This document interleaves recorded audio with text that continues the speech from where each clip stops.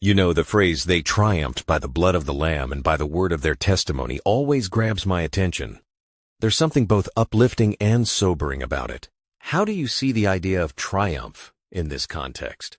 What stands out to me is that it's not about flashy victories or personal bravery. The triumph here comes from something much deeper, the sacrifice of Christ and the stories people share about their faith. It's like their courage flows straight from what Jesus already accomplished. That idea of courage really gets me, especially the line about not loving their lives so much as to shrink from death.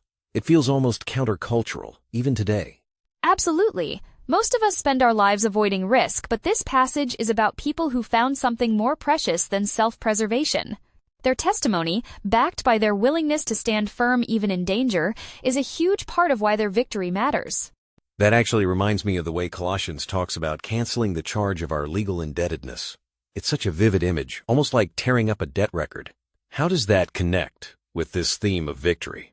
I love the way Colossians puts it, almost like someone taking a giant ledger full of all our mistakes and just nailing it to the cross. It's not just a private, internal relief either. It's a cosmic statement that the old systems of shame and guilt have no power anymore. And then there's that bit about disarming powers and making a spectacle of them. It's wild to think of the cross as a public victory, not just a private one. Exactly, it flips the whole story. What looked like defeat was actually the ultimate triumph.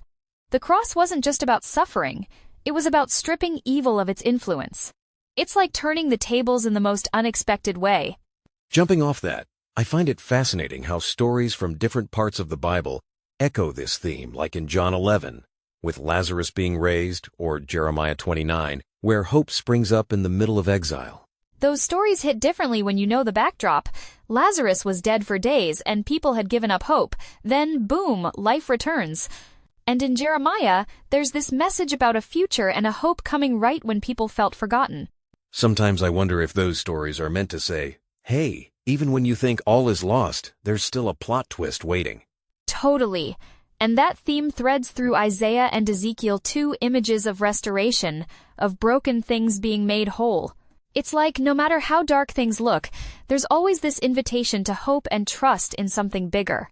Speaking of Isaiah, Chapter 53 and 54 are packed with promises, healing, restoration, even unshakable love. How do you see those fitting into the bigger picture we've been talking about? What really sticks with me from those chapters is how they point forward not just healing for an individual, but for a whole community. Isaiah talks about wounds being a source of healing for others, and God's commitment to never abandon his people. That's huge. There's also this fierce protection in Ezekiel 34, God searching for lost sheep, binding up the injured. It's such a tender picture, especially compared to the chaos in Exodus 8 with all those plagues. It's a wild contrast, isn't it? On one hand, you see chaos and judgment. On the other, deep compassion and rescue. I think that blend is what keeps these promises feeling real. They aren't fluffy or easy, but they're solid. They anchor people through the hardest stuff. Before we wrap up, I'd love to hear your thoughts. How do these ancient themes of victory, hope, and restored promises actually shape the way people live now? Honestly, I think they give people a backbone for tough times. When you know there's hope beyond what you can see, or that your failures don't define you, it changes the way you tackle setbacks. It's not just wishful thinking, it's rooted in something tried and tested. I like that. It's almost like these stories teach us to expect plot twists to hang on even when things seem impossible. Exactly. And maybe, as we tell those stories and live them out, we become part of the testimony that helps others keep going. Triumph isn't just a past event, it's something unfolding right now.